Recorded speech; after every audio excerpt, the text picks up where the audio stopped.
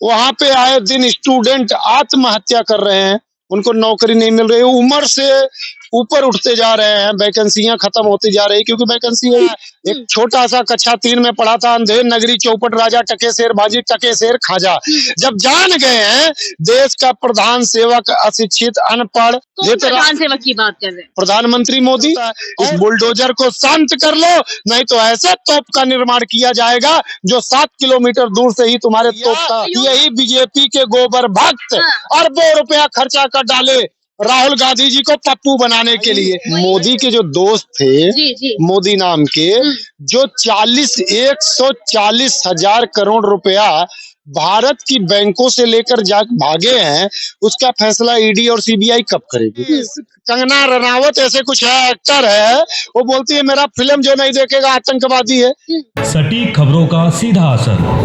आप देख रहे हैं एनसीआर समाचार। नमस्कार, मैं आपके साथ रितेश मंगवाना और आप देख रहे हैं एनसीआर समाचार। यूपी से एक बड़ी खबर आ रही है। सीएम योगी ने मांग की है कि हलाल सर्टिफाइड को बैन किया जाए, जिसके लिए एसटीएफ भी सख्त कार्रवाई करने लगा है। तो वहीं दूसरी ओर यूपी और बिहार और कर्नाटक में भी इसकी मांग उठती हुई नजर आ रही है।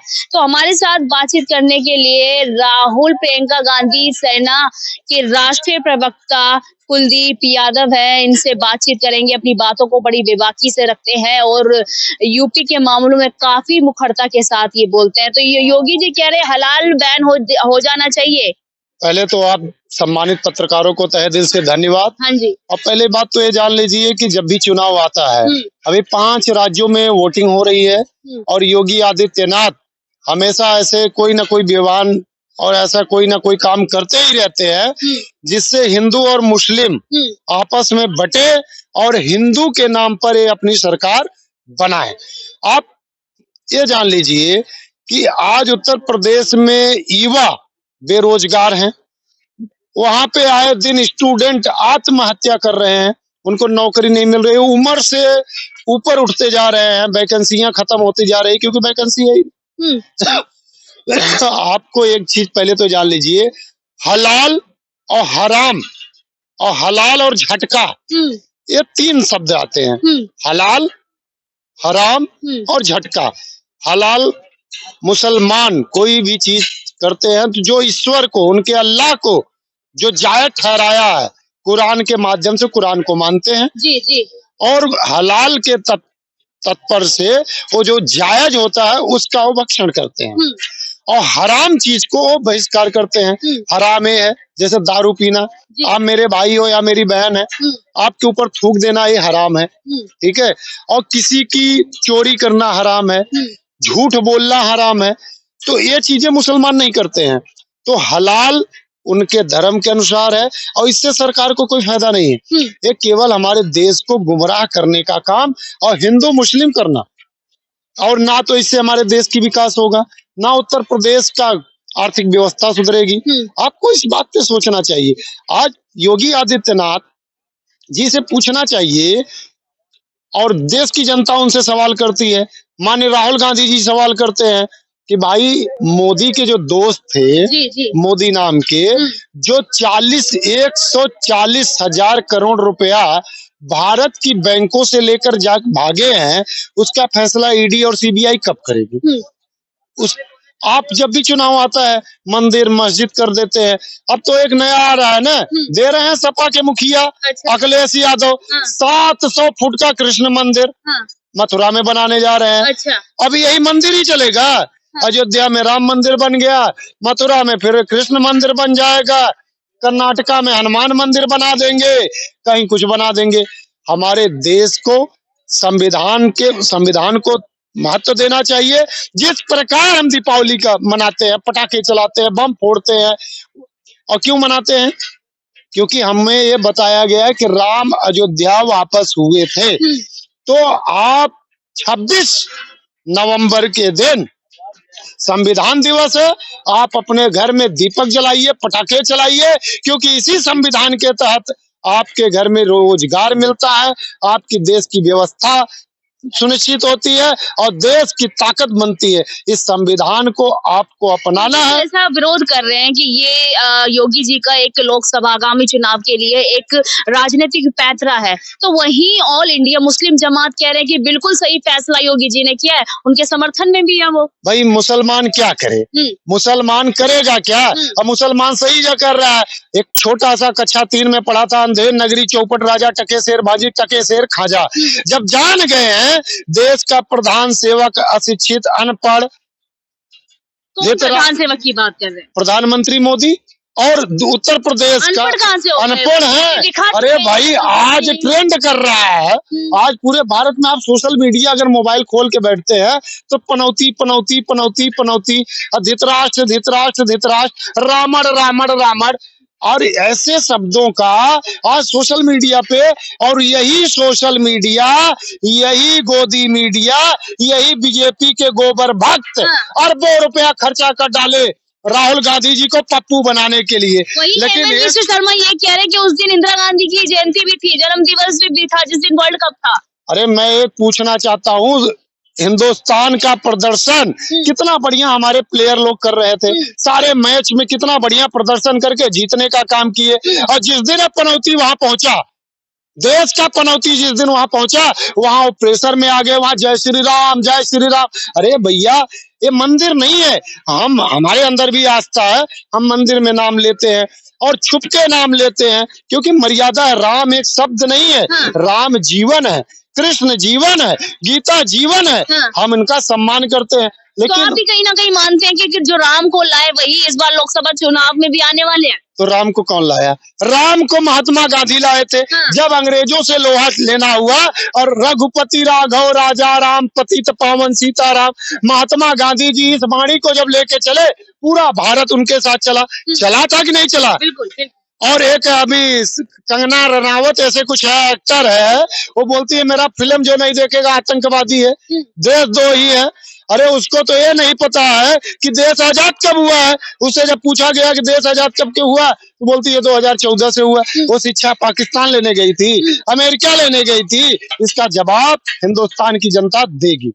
जी अब ये बताइए कि जिस तरीके से जो सपा के सांसद है शफीक उरमान, वो भी कह रहे हैं कि गलत कार्रवाई हो रही है, योगी जो है हिंदू मुस्लिम फैला रहे हैं, ये कोई उनका नया राजनीतिक पैंतरा है, वो फिर से जो है मुसलमानों में नफरत फैला रहे हैं। क्या सोच रहे हैं? देखिए, मुसलमान देश के साथ था, आप इतिहास उठा के देख लीजिए, मुसलमानों ने देश की रक्षा के लिए अपना सीना आगे किया है। और आज मुसलमानों के ऊपर अगर इसी प्रकार से अंगुली उठाते रहेंगे तो इनके बुलडोजर का भी तोड़ निकाल लिया गया है, इनके बुलडोजर का तोड़ निकाल दिया गया है।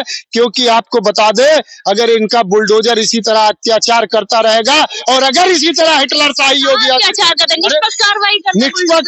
निष्पक्ष कार्रवाई कहाँ कर रहे हैं? देखा ना, कोई भी अपराध अगर करता है अपराधी, तुरंत कार्रवाई होती है। क्या 98 लोगों का मैं नाम आपको बता दूंगा, 98 लोगों के ऊपर सैकड़ों मुकदमे हैं जो आज कोर्ट में चलाए जा रहे हैं। वही अगर एससी है, ओबीसी है, दलित है, आदिवासी है, उसके ऊपर बुलडोजर चला देते हैं, इनकाउंटर कर देते हैं। योगी आदित्यनाथ जी से मैं पूछना चाहता हूं, वैसे जो 98 लोग बैठे हुए हैं, ब्रिजभूषण बैठा हुआ है, कुलदीप सिंगर बैठा हुआ है, अनगिनत नेताएं बैठे हुए हैं, क्यों उनका बुलडोजर नहीं चलता है? इस बुलडोजर को शांत कर लो, नहीं तो ऐसे तोप का निर्माण किया जाएगा जो 7 किलोमीटर दूर से ही तुम्हारे तोप का। योगी जी को डरा रहे हैं क्या? अरे जब वो जनता को डराएंगे तो उसके लिए जनता डराते नहीं है, वो कार्रवाई करते हैं, निष्पक्ष कार्रवाई कर लेना। अगर उनमें हम किस बात के लिए डरे? हम किस बात के लिए डरे? अगर सरकारें बनानी जानते हैं तो सरकारों को घुटने पे बैठाना भी जानते हैं। हमें सरकार और लोकतंत्र, यही योगी आदित्यनाथ थे ना, कहाँ पे रोना चालू किए थे, लोकतंत्र की बातें कर रहे थे। उनको ये बात को याद रखना चाहिए था और उनको संविधान एक बार सुनिश्चित करके पढ़ना चाहिए, और संविधान के तहत हमारे देश में मानवता भाईचारा बनेगी। ये बुलडोजर से देश का विकास होने वाला नहीं है। अगर आप धर्म की बात करते हैं, सनातनी है और कट्टर भगवाधारी हैं, तो आपको इंसाफ करना चाहिए। आपका इंसाफ कहाँ मर गया? जब गोल्ड मेडलिस्ट बेटियां बैठी थी, ब्रिजभूषण शरद सिंह था, आपका इंसाफ कहाँ मर गया? कुलदीप सिंगर जब बैठा था, तो जब किसानों के ऊपर बीजेपी के नेताओं ने गाड़ियां चढ़ा दिया, आपका इंसाफ कहाँ गया था? कुलदीप जी, इंतजार कीजिए 2024 में जो काम अधूरे रह गए थे, जो कार्रवाई अधूरी रहेगी तो 24 में हो जाएगी पूरी, तो इंतजार तो करिए। क्या करें? हाँ। क्या करें? जिस तरह हमारा टीम इंडिया हारा, आज हमारे युवा आत्महत्या कर रहे हैं, हमारी देश की बहनें जो शिक्षा ले रही, लेके आज ग्रेजुएट बैठी हुए हैं, जिनको नौकरी देनी चाहिए। हाँ, तो अमित शाह भी थे ना, अमित शाह भी थे। यही बिहार में नौकरियों की बौछार लगी हुई है और उत्तर प्रदेश में नौकरियां क्यों नहीं मिल रही है? और जो नौकरियां हैं उसको भी खत्म कर किया जा रहा है। हमारी देश की महिला नारी शक्ति की बात करते हैं ना, हाँ। आंगनवाड़ी की महिलाएं यही जंतर मंतर में लाखों की तादाद में से आई थी, उनको 7,000 6,000 सैलरी दिया जा रहा है। उनके लिए सरकार को सोचना चाहिए, शिक्षा के लिए सोचना चाहिए। सोच तो रही है सरकार। अरे सोचने से नहीं होता। नहीं देखते क्या आप 10 साल से सोचिए, वोट करने आ जाते हैं बस। आपको 10 साल से मुझे सोचना ही है। 10 साल में जो हमारे यूथ है उनके लिए क्या भविष्य? आपने क्यों नहीं किया 70 साल में? आपकी पार्टी ने क्यों नहीं किया? भाई 70 साल में हमने क्या नहीं दिया? विद्यालय दिया, यूनिवर्सिटी दिया, रेलवे दिया, बैंक दिया और सब राष्ट्र को दिया। आज वही राष्ट्र को जो हमने दिया था, आज मोदी उसको बेचने का काम कर रहे हैं। इस पे कब हमारी सरकार, इस पे कब जनता सवाल इनसे पूछेगी?